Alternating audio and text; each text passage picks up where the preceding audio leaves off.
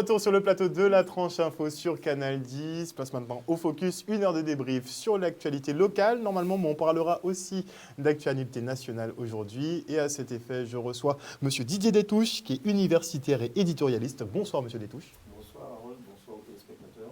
Il est en compagnie de Raphaël Lapin, qui lui est docteur en droit. Bonsoir, Raphaël. Bonsoir Monsieur Harold. Lapin. Bonsoir aux auditeurs de Canal 10 et bonsoir à Didier Détouche et à Jérémy Gelton.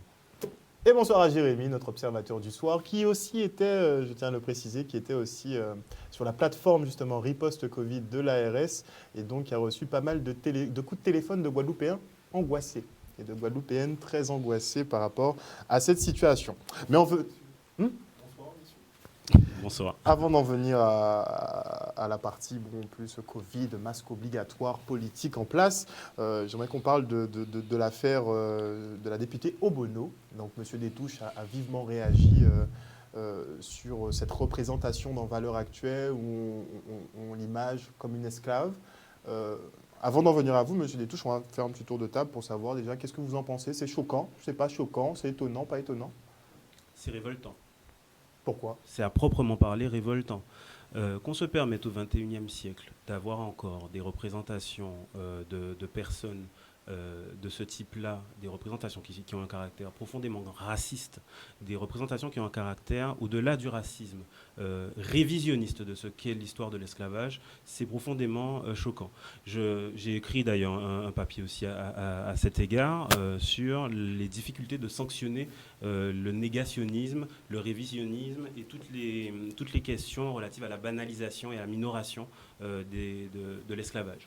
Et c'est vraiment une interrogation qu'on a. Est-ce qu'il n'y a pas en France, et moi j'ai la réponse, pour moi la réponse est oui, ça existe, une distinction entre des crimes contre l'humanité. Oui, il y a des distinctions entre des crimes contre l'humanité.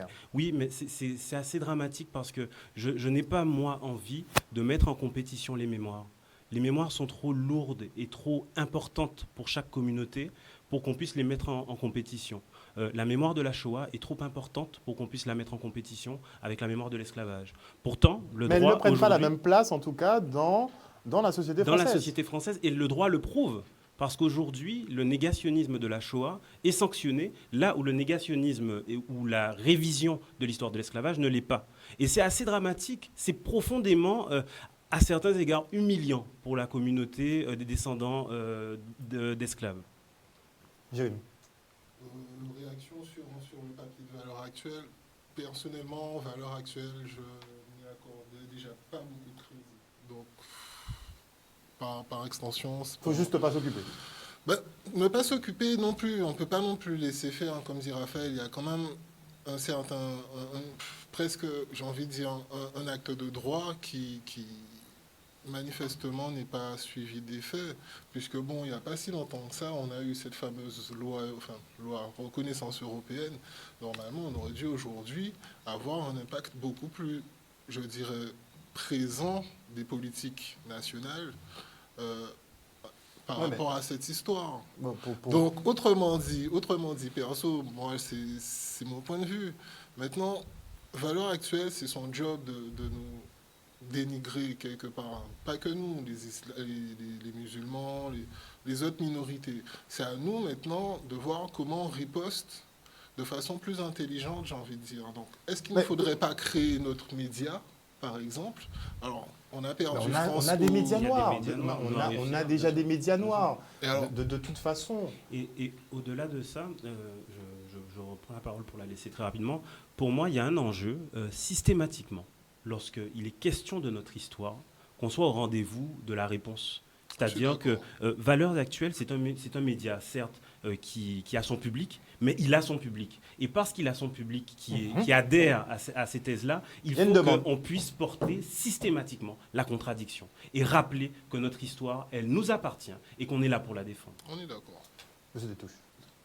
Oui, alors en fait, il y a plusieurs choses à dire, mais je vais cantonner mon propos à peut-être quelques explications, notamment pour vos téléspectateurs. Il y a derrière tout ça une stratégie globale, stratégie qui est celle d'une communication qui intervient dans un contexte particulier.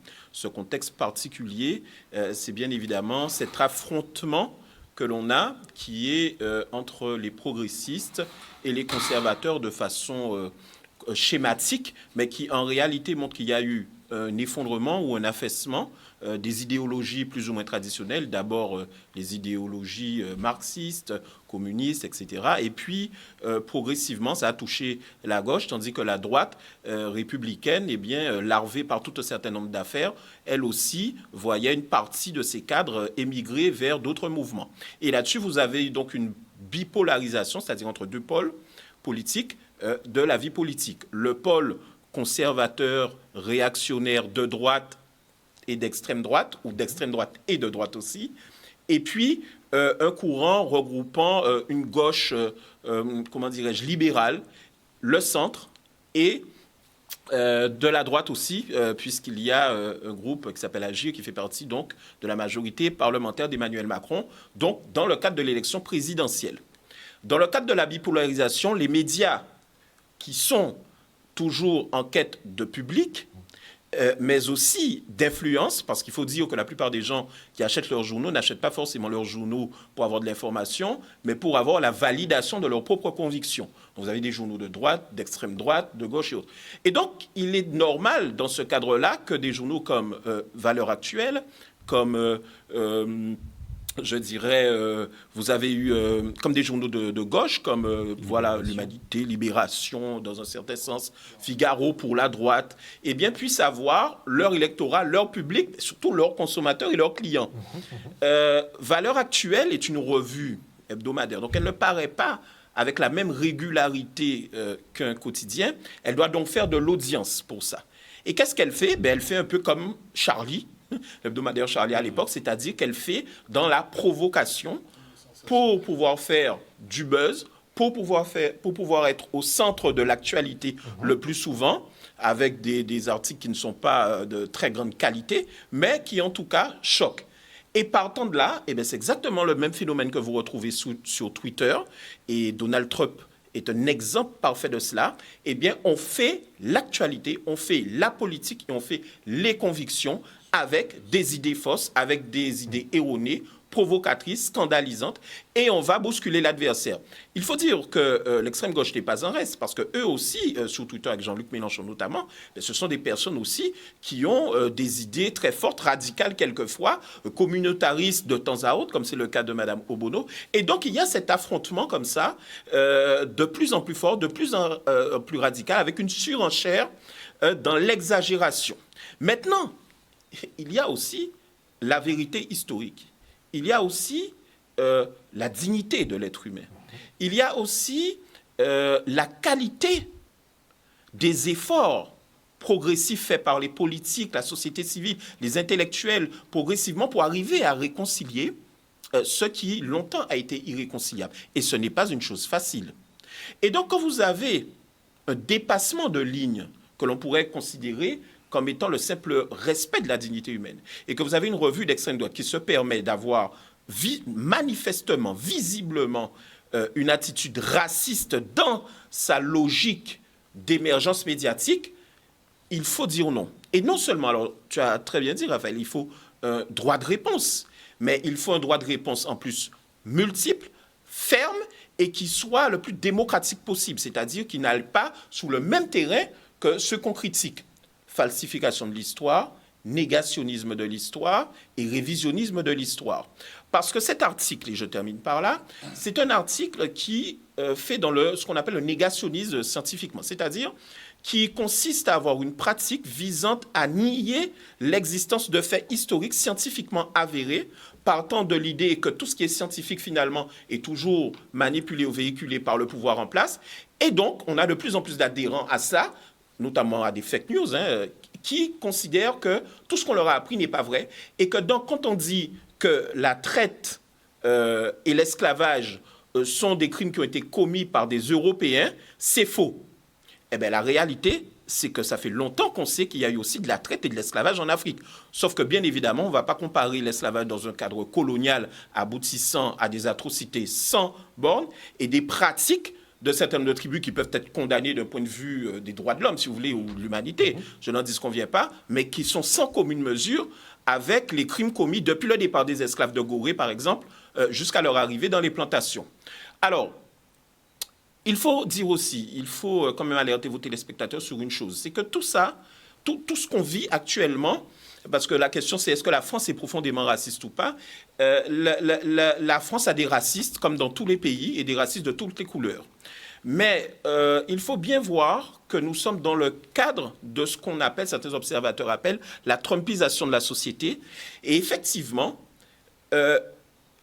l'élection de Donald Trump a été en grande partie due à la création de médias qui se sont dit, on ne va plus faire de l'actualité, on va inventer de l'actualité. Et c'est le cas de Fox News. Et à partir de là, étant donné qu'il y a eu un public pour suivre, puisque l'idée était malheureusement brillante, vous avez eu de plus en plus de personnes qui se sont décomplexées dans leur racisme, décomplexées dans leur haine de l'autre. Et moi, je fais partie de ceux, c'est pour ça que j'ai écrit cette lettre, effectivement, quelque peu virulente, pour dire, désolé, mais vous allez avoir droit aussi à un rappel à l'ordre parce que vous dépassez les bornes et que, bien évidemment, qui aime bien, châtie bien, et bien évidemment, nous partons du fait que nous aimons toute l'humanité, quelle que soit sa couleur et quel que soit son degré d'absurdité. Oui, mais le principe, c'est que nous, on aime tout le monde, C'est ça. mais que tout le monde ne nous aime pas en retour. Les Américains sont en train de se poser une question cruciale, qu'ils vivent dans un pays qui les rejette, qui les assassine. Ça, ils sont obligés maintenant de s'interroger là-dessus. On peut faire l'impasse, on a pu faire l'impasse pendant des décennies, mais c'est un fait. Donc, ce caractère raciste est profondément ancré chez certains. Oui, et de quoi est-ce qu'on parle en l'occurrence et je vais faire aussi le lien avec la question qui est posée, à savoir est-ce que la France est profondément raciste. En l'occurrence, s'agissant de Daniel Obono, on parle d'un article qui est... Il y a quelqu'un chez Valeurs Actuelles, en substance, qui a décidé qu'il serait de bon ton d'écrire un récit de l'été, parce que c'est comme ça que ça s'appelle, où il va prendre une femme moderne, une femme du 21e siècle, qui est notre contemporaine, et où il va la déshabiller, il va lui poser des fers, et puis il va la vendre comme une esclave. C'est de ça qu'on parle. Hein. C'est extrêmement grave. C'est de ça qu'on parle. C'est extrêmement grave. Et je dis ça, j'en ai des frissons. On est en train de dire qu'on a réduit une femme en esclavage. Même métaphoriquement, c'est profondément choquant. Absolument. C'est profondément choquant. Et pire, on instrumentalise l'histoire de l'esclavage pour arriver à des fins d'humiliation d'une personne, de déshumanisation d'une personne. Est-ce qu'on réalise à quel point la violence symbolique de cet acte est grave et lourde? Il y a eu des images, des caricatures de cette femme avec des chaînes au cou. Voilà de quoi est-ce qu'on est en train de parler. Alors, s'il ne s'agit pas d'un acte raciste, je ne sais pas c'est quoi un acte raciste. Mais s'il ne s'agit pas d'un acte qui banalise et qui minore, parce que l'intention était de dire, c'est aussi ça la minoration de l'histoire. L'intention, c'est de dire que à pas un qui blanc qui voyait nègre en esclavage, à pas un qui blanc qui vend nègre vend nègre aussi. C'est ça l'histoire, oui. le machin. Et en fait, ce qu'on est en train de dire, c'est sur l'autel du fait que nègre t'es vend nègre, responsabilité à l'occidental moins importante. Exact. Et donc, là, il y a une minoration outrancière, une banalisation outrancière. C'est ça. À la base, ça serait nous qui aurions exporté. C'est ça. Ce serait ça. Et donc, finalement, le crime n'existe pas. Le crime contre l'humanité n'existe pas. Moi, c'est à cette conclusion. On doit se le reprocher à nous-mêmes, finalement. Exactement. Et il y a là, pour moi, un drame qui est profond. Alors, la question est de savoir, est-ce que la France est profondément raciste? Je n'irai pas jusqu'à dire qu'un pays, avec l'histoire qu'il a, et auquel la Guadeloupe a décidé d'appartenir, et ça on peut le traduire de... Ça c'est négocié, il faudra qu'on fasse une émission là-dessus. Oui, non, mais il faudra qu'on prenne le temps de le dire, même si l'histoire de la Guadeloupe a des parts aussi qu'on passe trop souvent sous silence. Et je pense notamment à la période de 1802, où il y a eu un conseil de gouvernement guadeloupéen, mais on va pas parler de ça en détail ce soir. Parce que c'est pour parler de se gérer seul, on peut se gérer seul. Mais juste pour en revenir à la question de la France est-elle profondément raciste, il y a en France, c'est ce que tu disais, des personnes qui sont racistes. Et ces personnes-là, à chaque fois qu'elles font un acte qui est raciste, que ce soit le racisme du métro. J'ai vécu à Paris comme étudiant, je peux vous dire que j'en ai pris des crachats dans la gueule. Pardon pour l'expression, mais c'est ça. J'en ai pris des personnes, des personnes qui viennent, qui te jettent à la figure ta couleur de peau. Je n'ai jamais éprouvé ma couleur de peau autrement, plus qu'à Paris. Ok ? Donc il y a des racistes. De là à savoir, est-ce que le pays est raciste ? J'ai l'espoir de penser que non. On dirait qu'ils entretiennent, sincèrement. J'ai l'espoir de penser que dans les institutions, il y a une conscience de ce qu'il faut Mais il y a une faire validation. plus vite. Il y a une validation. Si on se permet de faire certaines choses, c'est qu'on se sent en capacité de le faire. Sur les attaques sur la Shoah, on sait quel prix ça coûte. Ça coûte une carrière, ça vous coûte tout ce que vous possédez, clairement. Parce qu'ils n'acceptent pas qu'on leur manque de respect et qu'on fasse du révisionnisme sur leur histoire. Et c'est pour Mais ça sur que les Noirs, nous, il y a des libertés. Et c'est pour ça que nous, en tant que personnes concernées, il faut qu'on ait cette réponse systématique. À chaque fois qu'on touche à notre histoire, il faut qu'on soit les défenseurs de notre histoire. Mais quelle réponse ? Il faut on peut qu'on faire soit des réponses comme celle de M. Destouches. Exactement. Qui est ça, c'est une réponse pacifique. De la dignité. C'est une réponse de la dignité. Ça commence par les écrits, bien sûr. Mais par la suite. Comment par imposer l'engagement militant. C'est l'engagement militant. C'est le fait, pardon, et je vais juste faire une proposition. Pour moi, il y a quelque chose qui peut être très intéressant. C'est, et ça, on ne le dit pas parce que la République, c'est liberté, égalité, fraternité. Là où l'égalité et la fraternité nuisent à la liberté des gens d'occuper des postes à haute responsabilité ou à haute technicité, il faut qu'on puisse apporter des réponses appropriées. Et à ce titre-là, pour répondre à la question du racisme, moi, je suis tout à fait favorable à ce qu'on puisse imaginer un texte qui viendrait promouvoir la discrimination positive pour qu'on ait par exemple des Noirs qui arrivent à des postes à très haute responsabilité, demain qu'on puisse avoir un directeur de cabinet noir du président de la République ou qu'on puisse avoir un président de la République noir. Justement. Mais on a déjà, enfin je ne vais pas tout très rapidement, on a déjà non seulement l'expérience outre-Atlantique, enfin en Amérique, qui effectivement est positive pour la communauté en question, ça je ne dis pas le contraire, mais qui s'arrête là, c'est-à-dire ça ne réduit pas le racisme, ça permet juste que nous ayons ce à quoi nous avons déjà droit. Exactement. C'est ça. Donc, exactement. Mais au moins, on a déjà, on parvient à avoir ce à quoi on a déjà droit. Parce que techniquement, dans les droits, on est égaux, donc on devrait avoir les mêmes chances d'accès à tous les niveaux. On le sait, ce n'est pas une égalité, ce n'est pas une vérité. Okay ? Si on doit rester pragmatique, ça ne se fait pas.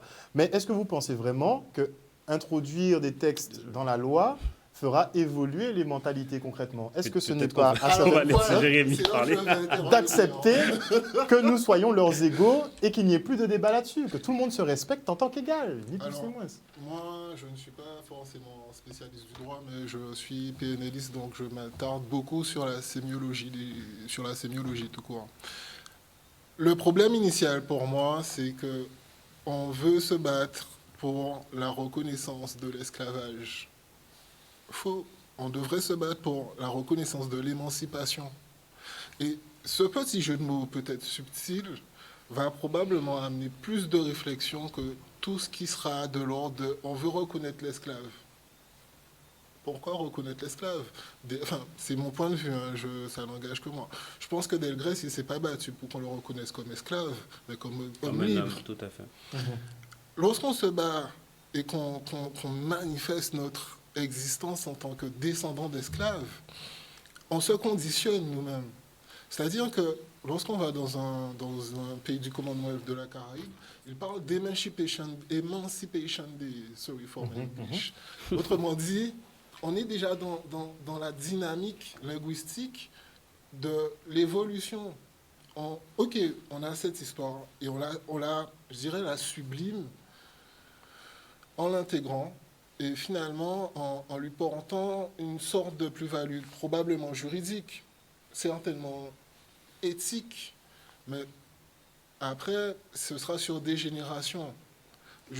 J'étais en train de conduire ce matin et je me disais, mais finalement, notre génération ne va probablement pas connaître ce fameux Emancipation Day que j'appelle de mes voeux. Après, mais contrairement à nos parents, notre génération a cette liberté beaucoup plus accrue de revendiquer notre négritude, entre guillemets, même pas entre guillemets, notre négritude tout court, Une- notre histoire. Il y a une notre nouvelle passif. revendication identitaire. Et nos arguments sont d'autant plus valables qu'on a ce magnifique outil informatique qu'est Internet.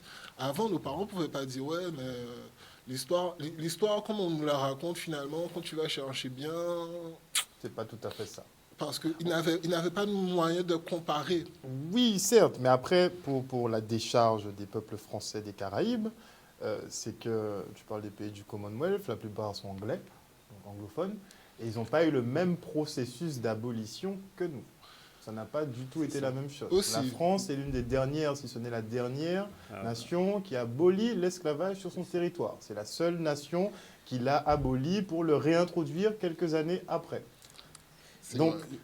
beaucoup pensent que pendant cette période, justement, eh bien, on a juste fait une transition entre l'esclavage et l'esclavage moderne, finalement, et qu'on ne nous considérera jamais comme les égaux des Français, par exemple, les hexagonaux. Vous savez, je pense qu'il ne faut pas voir forcément le racisme comme un phénomène intellectuel. Le racisme est avant toute chose un phénomène psychologique. C'est-à-dire, c'est une manifestation d'un transfert de haine et de mal-être que l'on a en soi sur une différence que l'on identifie. Donc il y a la différence des Noirs, il y a la différence des Arabes, puis il y a aussi le sexisme, il y a l'homophobie, etc. Bon. Puis il y a les convictions et la culture qui viennent se greffer là-dessus. Le racisme a été un outil de domination et d'aliénation. Il a été aussi l'objet d'une justification scientifique, puisqu'on disait qu'il y avait plusieurs races et que donc il y a eu des soi-disant scientifiques pour dire qu'il y en avait des supérieurs à d'autres. Puis il y a eu Lévi-Strauss, qui lui, anthropologiquement, a permis de mettre un peu de lumière. Il était seul, quoi. Il n'y a pas eu beaucoup de travaux, il n'y a pas beaucoup d'anthropologues en France.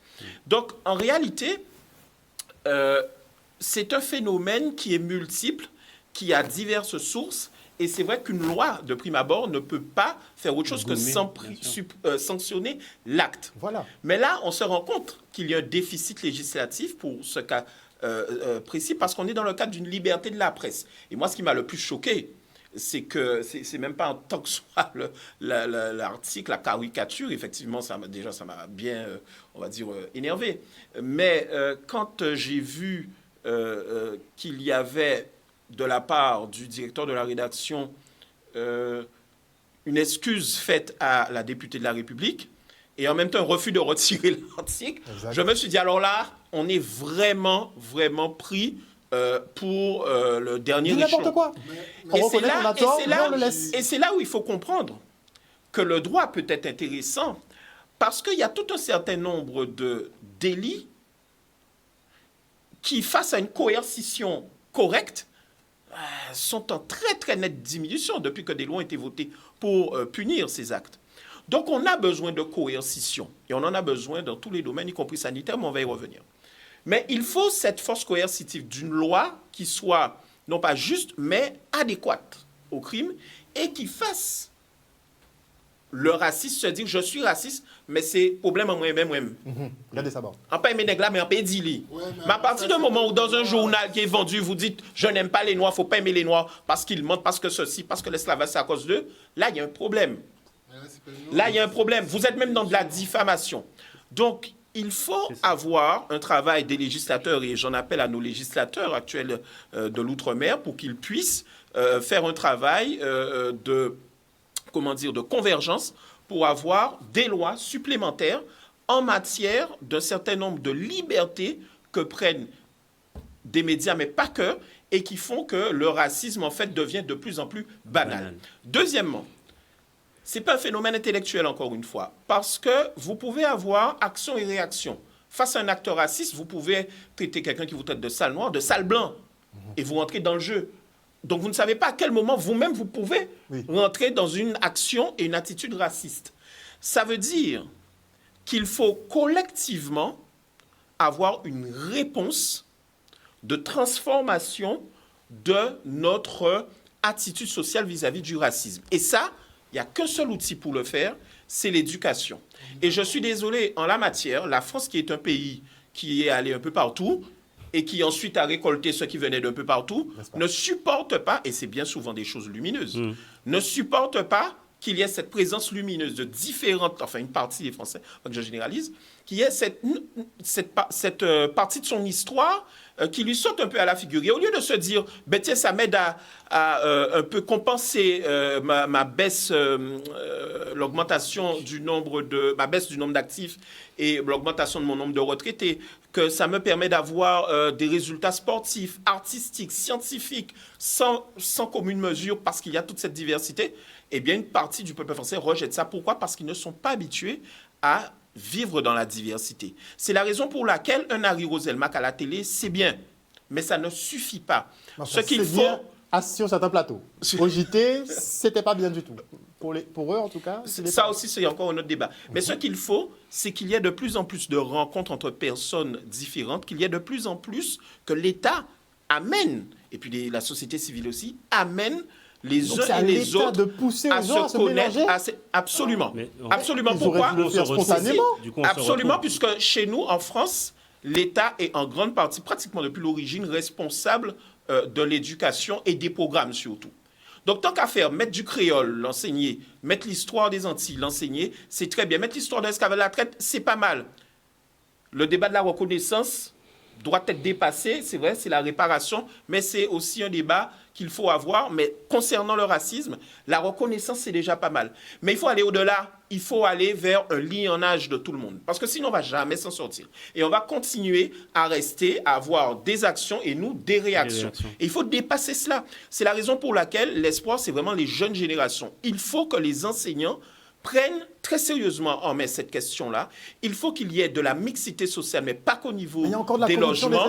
Et il faut de plus en plus travailler, faire en sorte que les cultures diverses qui existent en France soient acceptées. Ça sera aussi le meilleur moyen de lutter contre le communautarisme qui, de toute façon, va s'exprimer si on ne fait rien avec. A priori, il arrive fort, le communautarisme, très fort. Il y a plusieurs très rapidement, choses. Et après, on marque la coupure pub et on revient avec toi pour le groupe. Il y a plusieurs choses dans ce qui a été dit. Sur singulièrement ce que tu as évoqué, les dispositifs qui viendraient sanctionner une liberté trop abrupte. A priori... L'usage malsain d'une liberté. Oui, tout à fait. A priori, la loi de 81, sur la question du racisme en particulier, elle sanctionne les diffamations publiques ou les injures publiques à caractère raciste, en ajoutant la circonstance aggravante du caractère raciste. Là où il y a un enjeu, et c'est un enjeu, mais c'est pour ça que je dis qu'il y a un traitement différencié entre la mémoire de l'esclavage et la mémoire de la Shoah, par exemple, et singulièrement de la Shoah, puisque c'est le cas qui est le mieux protégé. C'est qu'on se retrouve avec une infraction de négationnisme qui existe pour la mémoire de la Shoah, et une infraction qui, alors même que le gouvernement était d'accord, alors même que le Parlement était d'accord en 2017 pour étendre le champ d'application de cette infraction à l'esclavage, c'est-à-dire qu'à partir du moment où tu dis l'esclavage n'a pas existé, ou l'esclavage n'a pas existé comme ça, ou comme Christine Angot l'année dernière, tu viens dire que les esclaves ont moins souffert qu'un tel, eh bien, à ce moment-là, tu dois pouvoir te faire sanctionner au titre du négationnisme, du révisionnisme, de la banalisation ou de la minoration outrancière d'un fait historique. Donc le fait qu'il ne l'ait pas étendu est une réponse. Non, parce que le gouvernement le voulait, il y avait une intention. Le Parlement a adopté une loi. Et qu'est-ce qui s'est passé ? On a le Conseil des sages, le Conseil constitutionnel, une institution qui est une très belle institution de la Ve République, mais qui, au-delà de ça, dont on ne peut pas douter que sur ce sujet-là, sa décision a été teintée de subjectivité. Et quand je dis ça, je le dis de parti pris. Je le dis avec beaucoup de sérieux, parce qu'on se retrouve avec deux infractions et qui, sous prétexte que l'une n'a pas été reconnue par le tribunal pénal international comme étant une infraction, un crime contre l'humanité au sens du règlement du tribunal pénal international, eh bien, on considère que cette infraction-là n'est pas un crime contre l'humanité qui peut faire l'objet d'une infraction de négationnisme. D'où la compétition victimaire qui en est. Et voilà où est-ce qu'on en est. Donc ça veut dire que la solution pour qu'on parvienne à cette infraction et à la sanction de cette infraction, c'est soit que le Conseil constitutionnel accepte de revoir une position qui, pour moi, est une position de parti pris, voire une position politique, et ou alors qu'il y ait une réforme constitutionnelle qui inscrive l'esclavage comme étant un crime contre l'humanité. Alors, il y a... On va garder. Oui, non, très rapidement. Très rapidement, C'est alors. ce qui dit intéressant, mais il y a quand même... quand je dis qu'il faut de nouvelles lois, c'est parce que les lois sont justement focalisées sur le délit de racisme. Tout à fait. Mais en réalité, le négationnisme doit être qualifié... Le négationnisme doit être qualifié d'acte raciste, premièrement. Et deuxièmement, effectivement... Là, en l'espèce, il s'agit de négationnisme. Parce que si nous, on sait que c'est du racisme vu la représentation, en réalité, je mets au défi le juge d'aller dire que c'est ce n'est pas- un truc oui. raciste. C'est pour ça qu'ils disent que c'est pas oui, raciste. absolument. C'est parce qu'en réalité, c'est du négationnisme, ce qui est autre Absolument. chose. Mais le négationnisme, c'est du racisme. Et c'est là où il faut Exactement. aller. Non, ils vont jouer sur la sémantique, enfin, ils vont jouer sur Non, les je articles de loi. pose juste une dernière question avant la pub. Une question, Oui. mais on ne pourra pas y Il faut répondre. après. Vas-y, rapidement. Juste une question. Est-ce que vous avez connaissance d'une loi qui a empêché un quelconque crime?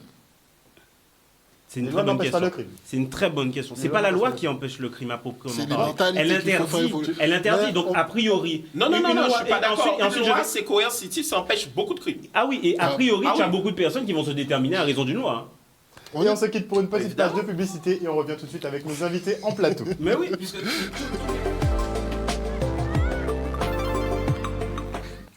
Bah oui.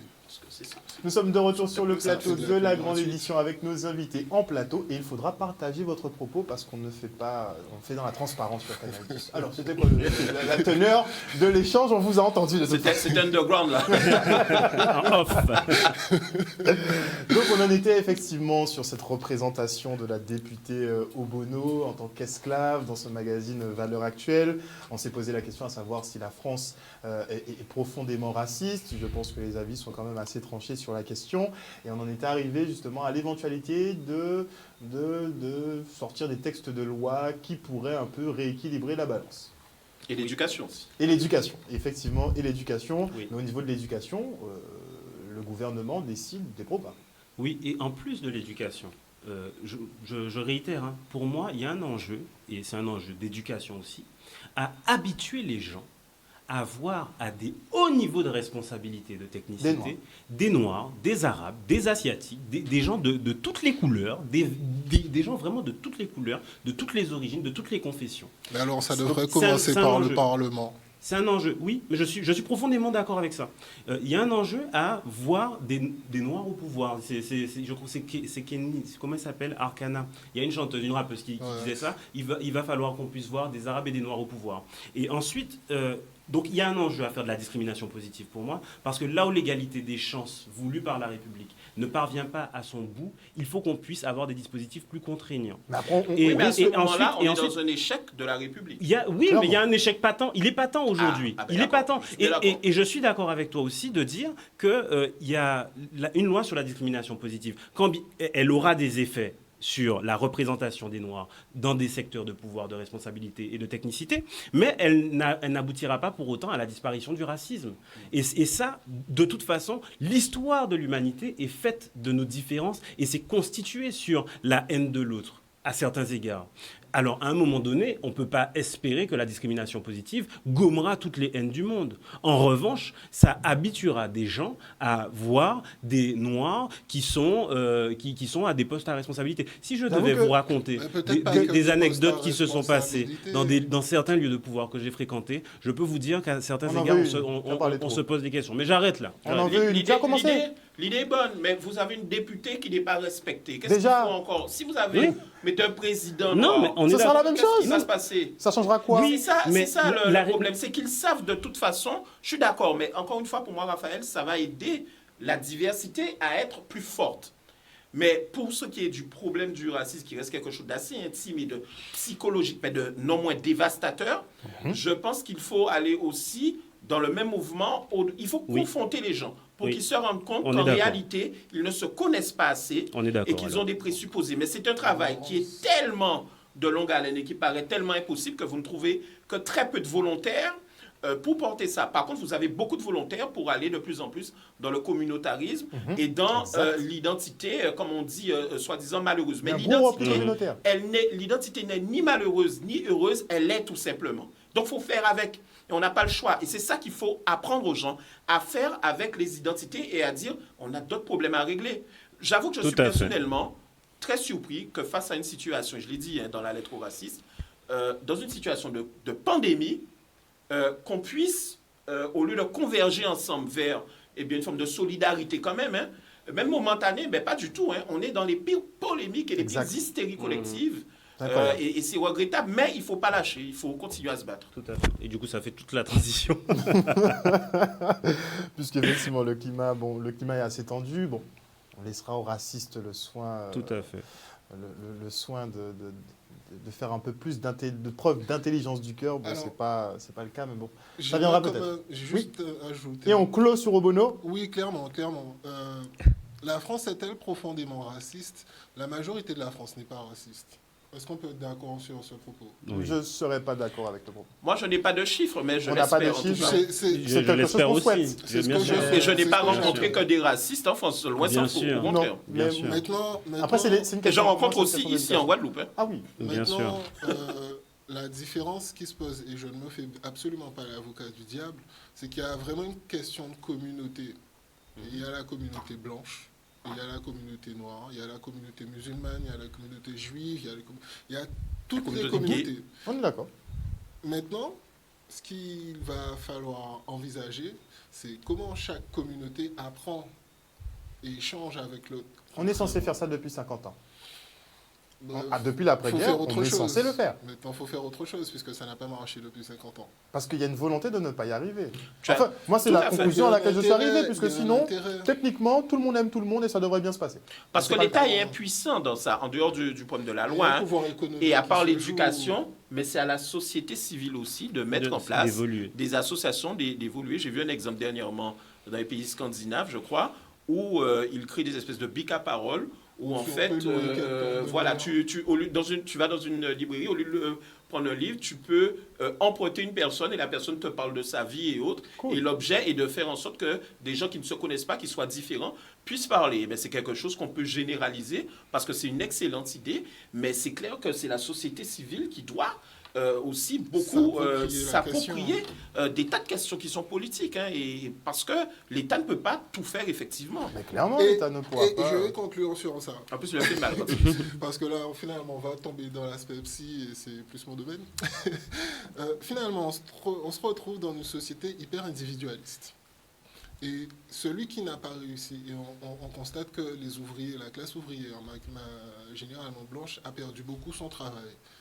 Et cette question économique n'est pas forcément mise en avant, ou comme je le perçois, mais finalement, on reproche beaucoup à l'autre, en général, de venir voler nos biens de façon métaphorique.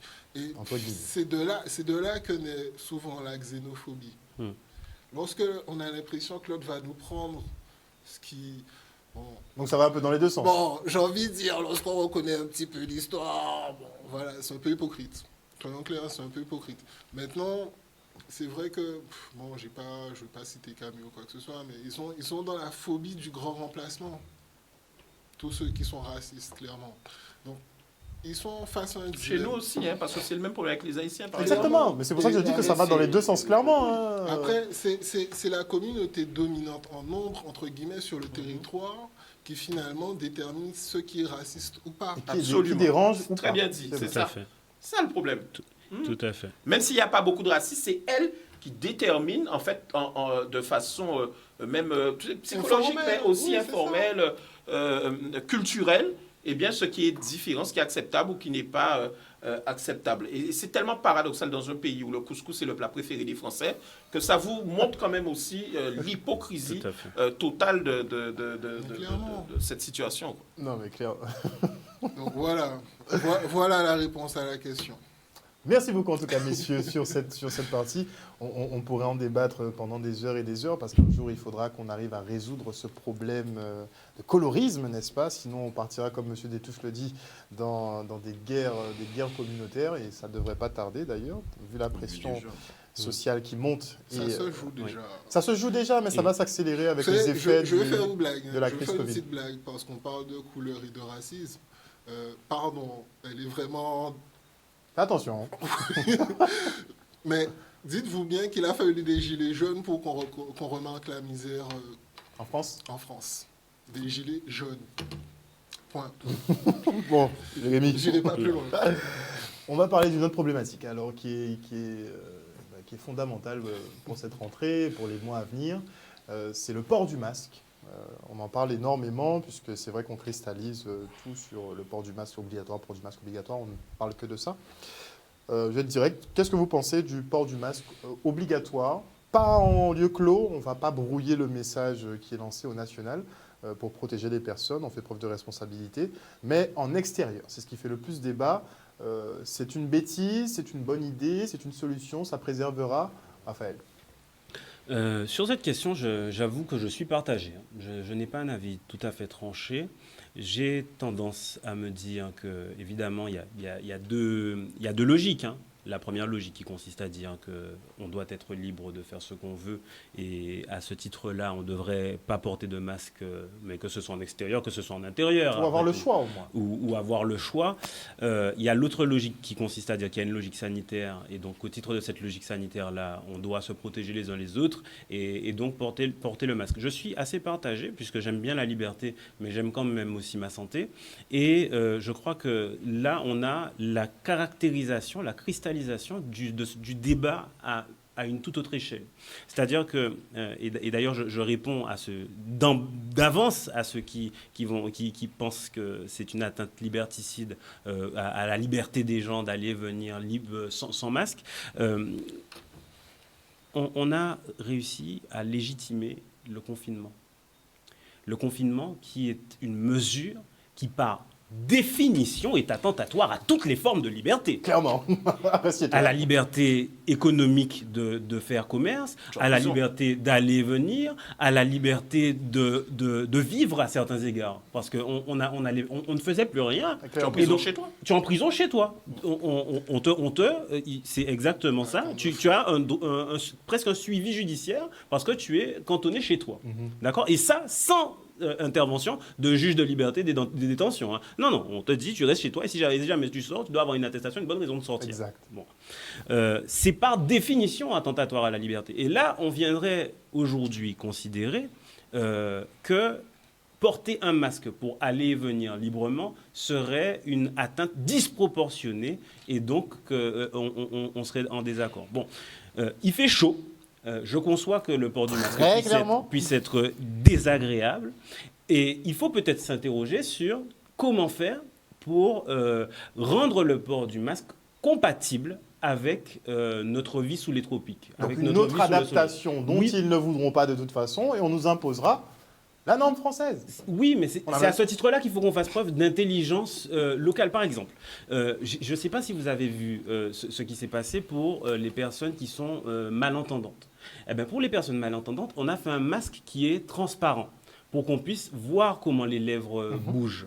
Et donc, à ce moment-là, la personne qui est malentendante, elle a un masque qui est transparent, mais qui protège. Et donc, quelque part, on a été vers l'autre. Ici, il y a un enjeu qui est de porter un masque dans une situation qui, par définition, est déjà inconfortable. On a déjà chaud avec nos vêtements. Avoir la cravate, la veste, le machin, c'est déjà difficile.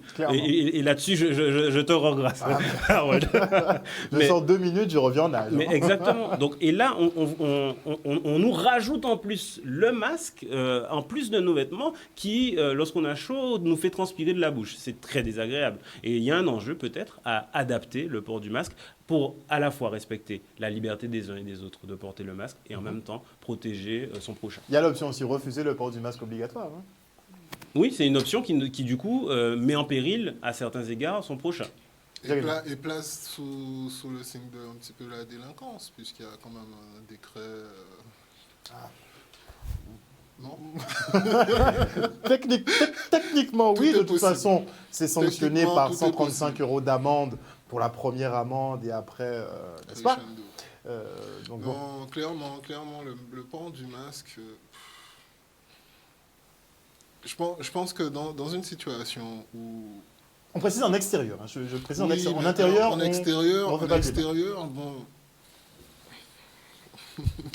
Allez, droit au but. Bon, droit au but, personnellement, j'estime que si on est en train de faire un footing, on ne peut pas porter un masque. Si beaucoup de personnes fonctionnent à pied en Guadeloupe, et c'est un peu compliqué. Maintenant, dans les transports en commun qui restent un espace extérieur, oui, je pensais par exemple... Les espaces assez clos, ça, on veut comprendre, on veut Bon, l'entendre. je Mais pensais... c'est la décision ok, sur la plage, par exemple, ou la prenons- soufrière. Tu mettras un masque Oui, mais- à la plage ou à la soufrière? La plage, bon, là, maintenant, il n'y a plus personne. Non, soyons sérieux. Non, soyons sérieux. Pas à cette heure-là, mais à part... Là, demain, c'est la rentrée. Demain, c'est la rentrée. Ah, pas ça. Faut pas qu'il y ait la plage, les gars. Les gars. Non, Là, c'est ça, regardons Tu veux le décret. restreindre mes libertés. On parle pas d'autre chose. Regardons Voilà. le décret. Faut parler du décret. Le décret dit il n'y a plus de soirée dansante. Mais les gars, on est à la rentrée, les gars. Oui, ça c'est un Dans moindre le décret, mal. ok. C'est un moindre mal. Mais je veux aller prendre mon petit bain de mer, Jégni. Ou tu veux aller prendre ton petit bain de mer, est-ce que tu vas t'équiper de ton masque et faire ta baignade en masque? Non, pas la baignade. Maintenant, Mais aller bon, sur la plage, objectivement, soyez objectifs. Soyez objectifs. Je suis sur une plage le 1er septembre, le jour de la rentrée. Regarde pas la date. Bon, objectivement, ça va être compliqué de rester sur une plage avec le soleil en pleine face. On est d'accord. Oui, d'accord, soit.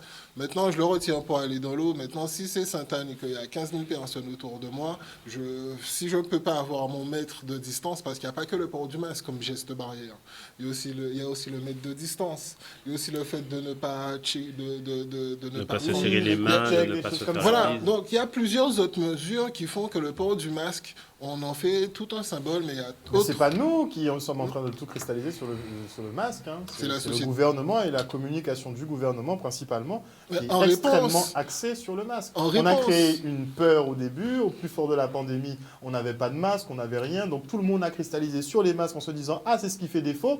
Une fois que la pandémie est passée, maintenant c'est le gouvernement qui dit « Ah, 135 € d'amende si vous n'avez pas de masque ». Donc forcément, il y a une partie de la population qui ne Alors, comprend pas. Là, je vais prendre un postulat PNL rapidement. On fait les meilleurs choix en fonction des informations qu'on a. Il y a 4-5 mois, on n'avait pas toutes les informations. On n'a pas toutes les Donc, informations, mais depuis le début de la pandémie, ils savaient. à défaut de parler de masque, on a carrément tapé dans le confinement. C'est ça la réalité. À défaut de parler de masque, de protection individuelle, finalement, on a tapé dans le confinement. Et on a plus d'informations aujourd'hui C'est ça. sur la On maladie. a plus de recul. On a beaucoup plus de recul qu'il y a 6 mois. Mais Clairement, on sait même oui. pas, par exemple, on nous demande de On n'a faire des pas tests encore- on n'a pas PCR encore toute à la- 72 heures avant de venir ici en Guadeloupe. Il y a des aberrations qui sont en train de se produire. Hein. Alors, On dis-moi fait des tests sur les PCR 72 heures avant que les personnes rentrent ici en Guadeloupe. Sur les 23 personnes qui ont été hospitalisées au CHU de Pointe-à-Pitre et qui sont passées justement par l'AREA, sur cette période-là, il y en a 19 qui viennent de l'étranger. Il y en a D'accord. 19 donc qui sont passés par Paul Caraï, dont les cas autochtones qui sont hospitalisés sont moindres.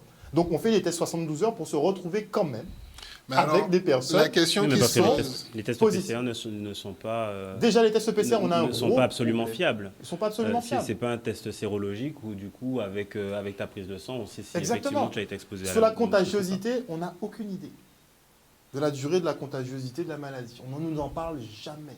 Donc on ne sait pas en fait combien de temps on a décrété ces 7 jours de quarantaine, voire 14 jours de quarantaine, mais on n'a Alors- pas d'explication précise. Je le dis, même nous, en tant que journalistes, sur certaines questions, on n'a pas de réponse. donc moi je vais tenter, sans pour autant faire Monsieur Science Infuse, on a calculé quand même par rapport à une certaine observation. C'est-à-dire qu'à l'ARS, il y a quand même une cellule de veille qui est relativement organisée. Et sur la première vague, finalement, ils se sont rendus compte qu'au bout de 5-6 jours, puisque les tests étaient faits directement à l'hôpital, à l'époque, qu'il y avait quand même une diminution de la charge. Donc, à Le part- professeur Raoul a démontré que la charge pouvait être annulée en moins de 8 jours. Bon, On le sait. Raoult, franchement, très sincèrement, c'est un showman. Alors, malheureusement, c'est Mais ce vous qui... trouvez pas ça? Non, très Je pose la sincèrement, question à tout le monde. arrivé à un moment donné... Non, arrivé à un moment donné, il perd de sa crédibilité. Même si c'est un Mais super comment scientifique, Mais justement, tu comment perds de on ta peut crédibilité. remettre... Non, on n'a pas fait... C'est comme si, en fait, moi, je me présentais devant M. Détouche et que j'essayais de lui faire des cours, ou bien que j'essayais de faire des cours de droit à Raphaël. Non, Donc, je n'ai non, pas pas étudié, toi.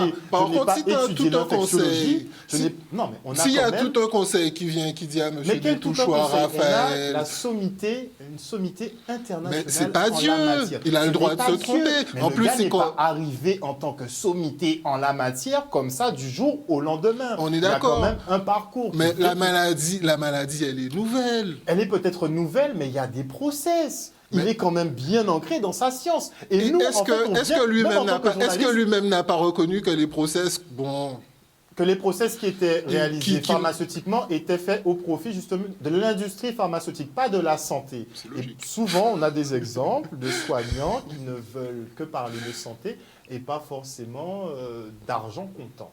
Donc, décrédibiliser, vous ne trouvez pas ça bizarre qu'on décrédibilise? On a la sommité en France en infectiologie, une et sommité. tous une sommité, mais en tout cas, c'est le numéro 1 du classement, ça c'est... Oui, d'accord. On c'est ne peut vrai. pas le lui enlever, qu'il C'est soit vrai, c'est arrogant vrai. ou pas, Oui, c'est c'est vrai, un c'est fait. vrai, d'accord. C'est on est pas d'accord lui. là-dessus. Donc comment, en fait, on a un expert sur la question et on refuse, c'est quand même dingue, on refuse d'écouter l'expert en question.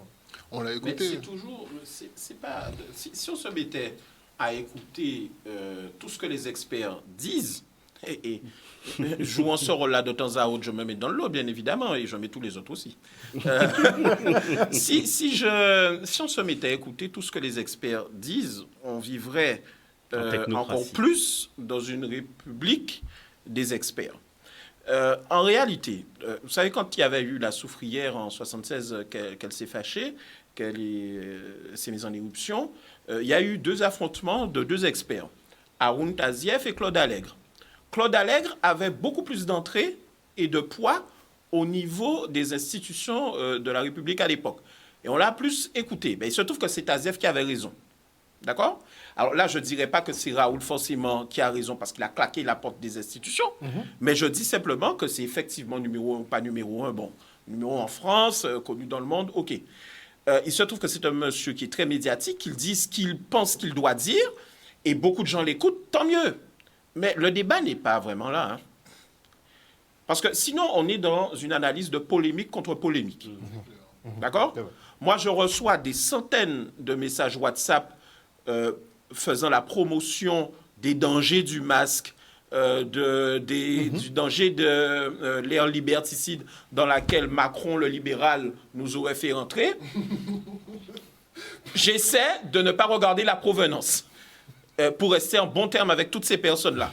Si vous vous sentez concerné, d'ailleurs, merci de faire un effort. Mais, parce que j'ai franchement autre chose à faire. Mais ceci dit, on a le droit d'avoir des avis différents et surtout différents de ce que prône le gouvernement. Maintenant, il y a quand même une certaine forme de raison à avoir par rapport à une situation qui a coûté des vies, qui a causé d'énormes problèmes et qui va nous envoyer une récession, voire une très grande crise économique dans quelques mois, en plein dans la figure, si j'ose dire. Le gouvernement et le chef de l'État, mais c'est le gouvernement surtout, a la responsabilité de prendre des mesures pour maintenir un certain niveau sanitaire dans cette pandémie. Qu'il le fasse avec tâtonnement, qu'il le fasse avec erreur, qu'il le fasse avec une mauvaise communication, c'est vrai que ce n'est pas souhaitable, envisageable, mais dès qu'il le fait, il faut comprendre qu'un gouvernement qui prend des textes pour un certain nombre de mesures, on doit les respecter.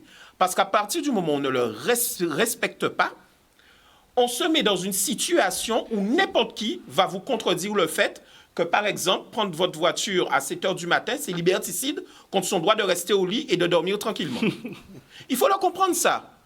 Et il ne faut pas aller forcément dans un abrutissement, une hystérie collective par rapport à un problème qui n'en est pas un. Et j'ajoute, très sincèrement, oui, Emmanuel Macron a montré en tant que chef de l'État des signes d'autoritarisme parce qu'il est à la tête d'un État qui est de plus en plus technocratique, d'une administration, et que bien évidemment, il pense que c'est avec la force et la vigueur que l'on fait avancer les choses. Bon. C'est un libéral. Lui, son problème, c'est que tout le monde travaille. Donc, je ne pense pas qu'ils soient vraiment dans une dynamique où ils veulent imposer des mesures qui stressent les gens et qui les mettent dans des situations d'atteinte aux libertés.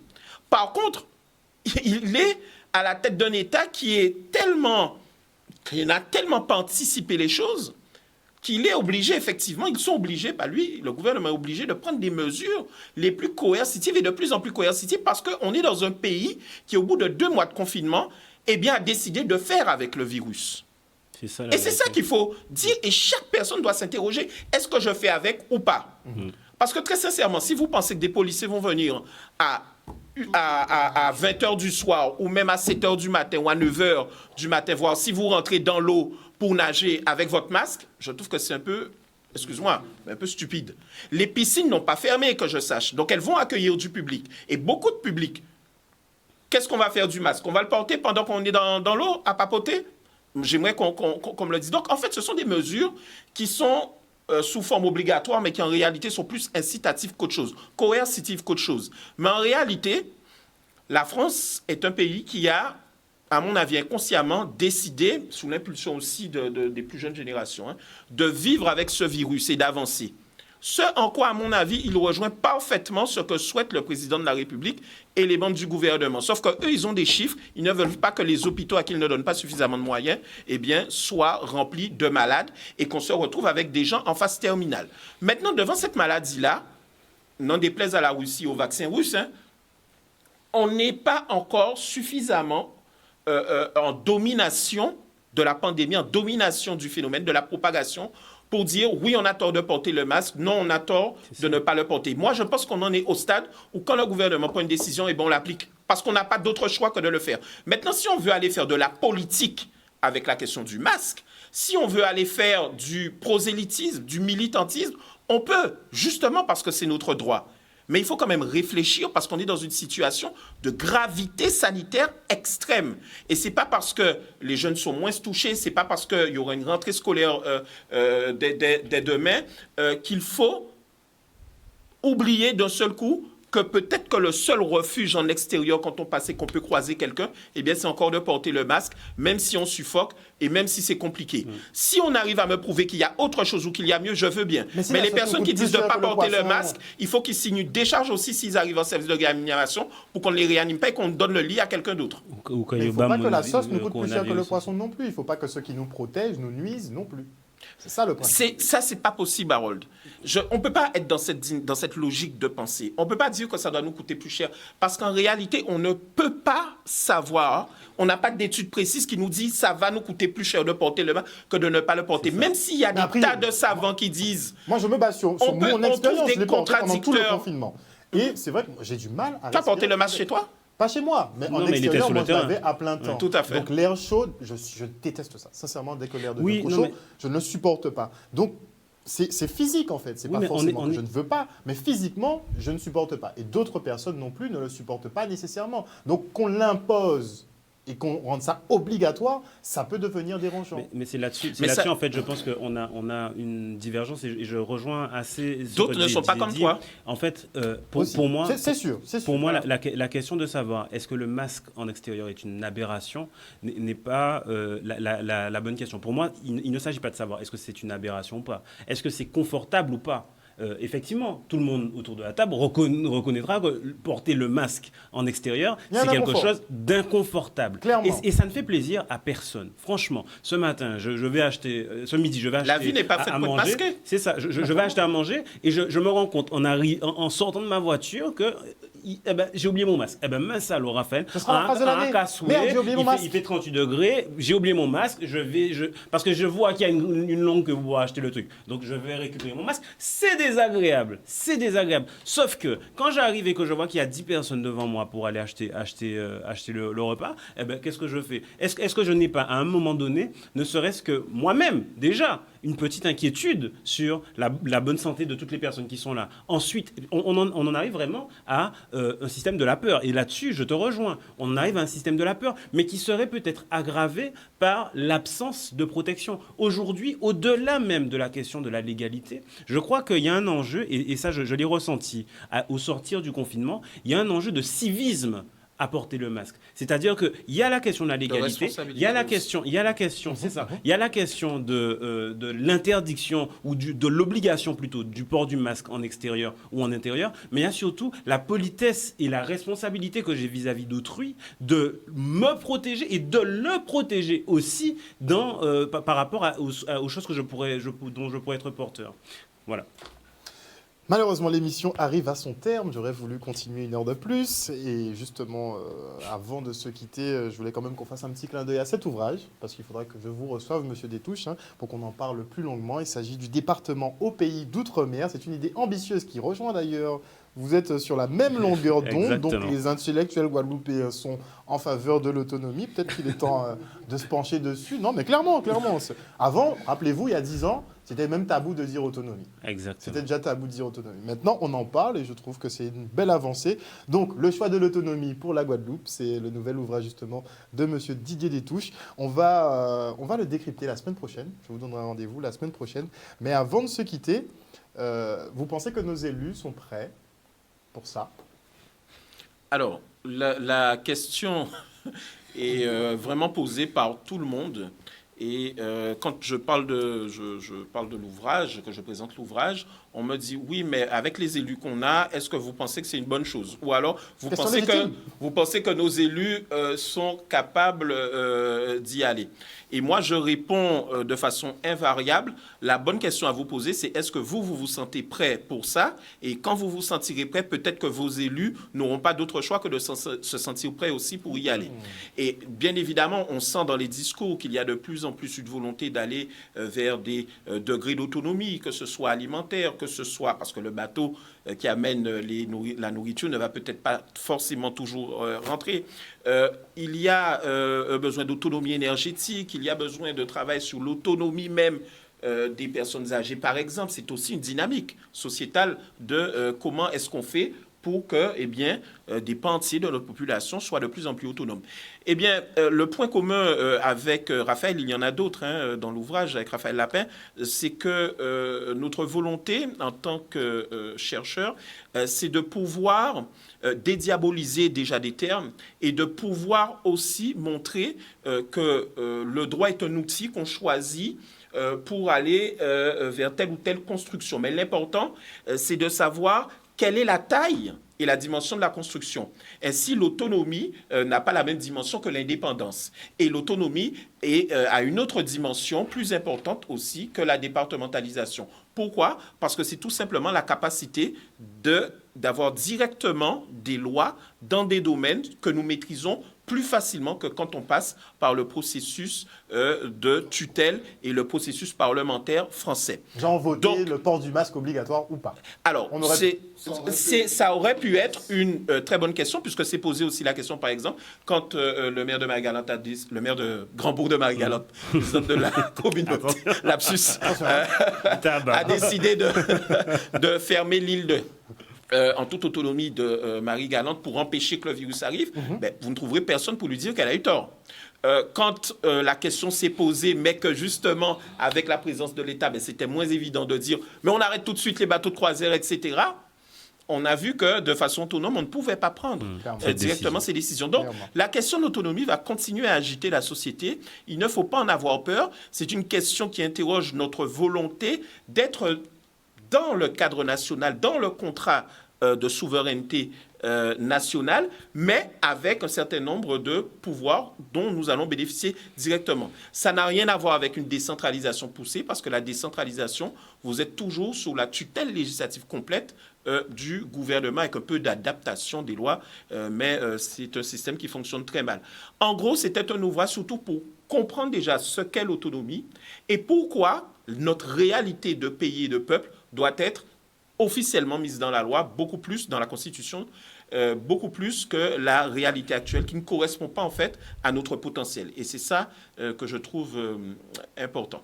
Merci beaucoup Didier Détouche et je vous invite les spectateurs à découvrir cet ouvrage du département au pays d'outre-mer, le choix de l'autonomie pour la Guadeloupe.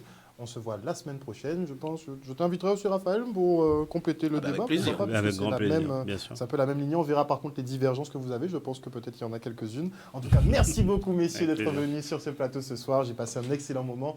Chers téléspectateurs, j'espère que vous aussi d'ailleurs. Et on se retrouve demain à 18h30 pour une prochaine tranche info. Une bonne soirée à vous. Des bisous, bisous. Bye. Bonne soirée.